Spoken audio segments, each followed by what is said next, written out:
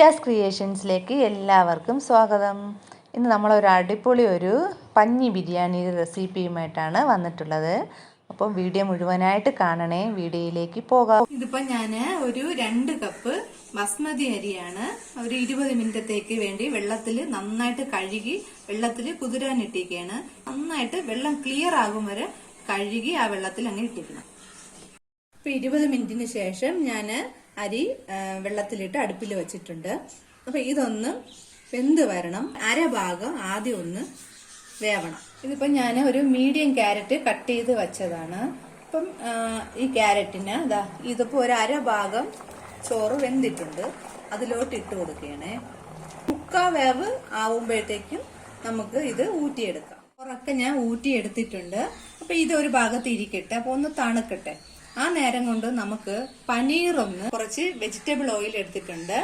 അതിലോട്ട് പനീർ കട്ട് ചെയ്തത് ഇട്ട് കൊടുക്കണം. ചൂടായ എണ്ണയിലോട്ടിട്ട് ഒന്ന് ഫ്രൈ ചെയ്തെടുക്കുകയാണ്. പൊടിയാതിരിക്കാൻ വേണ്ടിയിട്ടാണ്, ഒരു ഉറപ്പ് കിട്ടാൻ വേണ്ടിയിട്ടാണ് പനീർ ഫ്രൈ ചെയ്തെടുക്കുന്നത്. ഇപ്പൊ പാനിലോട്ട് ഞാൻ ഓയിൽ ഒഴിച്ചു കൊടുത്തു. പനീർ ഫ്രൈ ചെയ്ത ഓയിൽ തന്നെയാണ് ബാക്കി വന്നത് ഞാൻ കുറച്ച് ഒഴിച്ചു കൊടുത്തത്. സവാള കട്ട് ചെയ്തത് ഇടയാണ്. സവാള ഞാനൊരു 2 മീഡിയം സൈസ് സവാള എടുത്തിട്ടുണ്ട്. അപ്പൊ ഇതിലോട്ട് കുറച്ച് ഉപ്പിട്ട് കൊടുക്കാം. പെട്ടെന്ന് വഴണ്ട് കിട്ടാൻ വേണ്ടിയിട്ടാണ്. ഇതിലോട്ട് ഞാൻ ഒരു 2 ചെറിയ പച്ചമുളക് അരിഞ്ഞതും കൂടെ ഇട്ട് കൊടുക്കുകയാണ്. ഇതിലോട്ട് 1 ടീസ്പൂൺ ഇഞ്ചി, 1 ടീസ്പൂൺ വെളുത്തുള്ളി ഒരുമിച്ച് ചതച്ചെടുത്തതാണ്. 1 ടേബിൾ സ്പൂണോളം ഉണ്ട്. രണ്ടും കൂടെ ഇത് ഇട്ട് കൊടുക്കുക.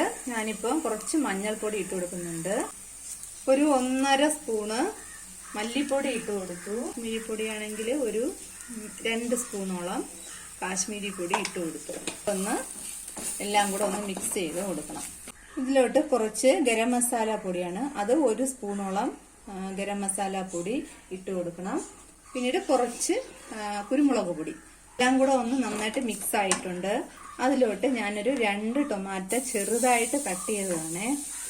തീരെ ചെറുതായിട്ടല്ല, നല്ലൊരു മീഡിയം സൈസിൽ കട്ട് ചെയ്തതാണ്. അതും കൂടെ ഇട്ട് കൊടുത്ത് ഇനി ഈ ടൊമാറ്റോയും ഇതെല്ലാം കൂടെ ഒന്ന് നന്നായിട്ട് വേവണം. അതിനായിട്ട് കുറച്ച് വെള്ളം ഒഴിച്ചു കൊടുക്കും. ഇതിലോട്ട് ഞാൻ കുറച്ച് വെള്ളം ഒഴിച്ചു കൊടുക്കുകയാണ്. ഇതിപ്പം ഞാൻ ചൂടുവെള്ളമാണ് ഒഴിച്ചിരിക്കുന്നത്. ചൂടുവെള്ളമേ ഒഴിക്കാവൂ. അപ്പൊ ഇനി ഈ വെള്ളത്തിൽ കിടന്നിട്ട് ഇത് നന്നായിട്ട് തക്കാളിയൊക്കെ വെന്ത് ഉടയണം. ഒന്ന് അടച്ചു വെച്ച് നമുക്കിത് കുക്ക് ചെയ്തെടുക്കാം. ഇപ്പൊ മസാല നന്നായിട്ട് സെറ്റ് ആയിട്ടുണ്ട്. ആ തക്കാളിയൊക്കെ വെന്ത് നന്നായിട്ട് ഉടഞ്ഞിട്ടുണ്ട്. മതി, ഇത്രയും മതി. ഇപ്പൊ ഞാൻ ഉരുളി അടുപ്പി വെച്ചു. അതിലോട്ട് ഞാൻ കുറച്ച് നെയ്യ് ഇട്ട് കൊടുക്കുകയാണ്.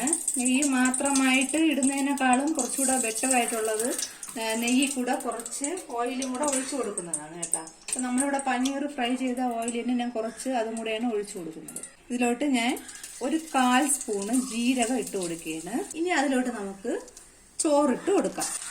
ചോറിട്ട് കൊടുത്തു. ചോറ് ഒന്ന് നന്നായിട്ട് മിക്സ് ചെയ്ത് കൊടുക്കണം.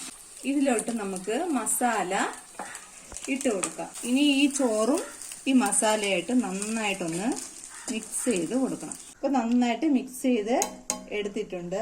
ഇനി നമുക്ക് ഫ്രൈ ചെയ്ത് വെച്ച പനീറും കൂടെ ഇട്ട് കൊടുക്കാം. പിന്നെ ഇതിന്റെ മേൽഭാഗത്ത് കുറച്ച് പുതിന ഇലയും കുറച്ച് മല്ലിയിലയും കൂടെ അരിഞ്ഞതും കൂടെ ഇട്ട് കൊടുക്കാം. ഇത് ഒരു 5 മിനിറ്റ് ചെറിയ തീയിൽ ഒന്ന് അടച്ചു വെക്കണം. തളിച്ചു കൊടുക്കാം. ഒരു 5 മിനിറ്റ് ഇതൊന്ന് നമുക്ക് അടച്ചു വെക്കണം. 1 മിനിറ്റ് ലോ ഫ്ലെയിമിൽ ഇട്ടായിരുന്നു. അപ്പം ബിരിയാണി റെഡി ആയിട്ടുണ്ട്. മീതെ കുറച്ചിട്ടിട്ടുണ്ട്, കുറച്ചല്ലാതെ ഞാൻ അകത്ത് കുറച്ചിട്ടിട്ടുണ്ട്. അപ്പൊ എല്ലാവരും ഇതുപോലെ ഉണ്ടാക്കി നോക്കണം. 1 കപ്പ് അരി ഉണ്ടെങ്കിൽ പോലും നമുക്ക് കുറച്ച് പനീറും ഉണ്ടെങ്കിൽ ഈസി ആയിട്ട് വീട്ടിൽ തന്നെ ഉണ്ടാക്കാൻ പറ്റും. അപ്പൊ വീഡിയോ ഇഷ്ടപ്പെട്ടെങ്കിൽ ലൈക്ക് ചെയ്യണം, സബ്സ്ക്രൈബ് ചെയ്യണം, ഷെയർ ചെയ്യണം, സപ്പോർട്ട് ചെയ്യണം. Thanks for watching.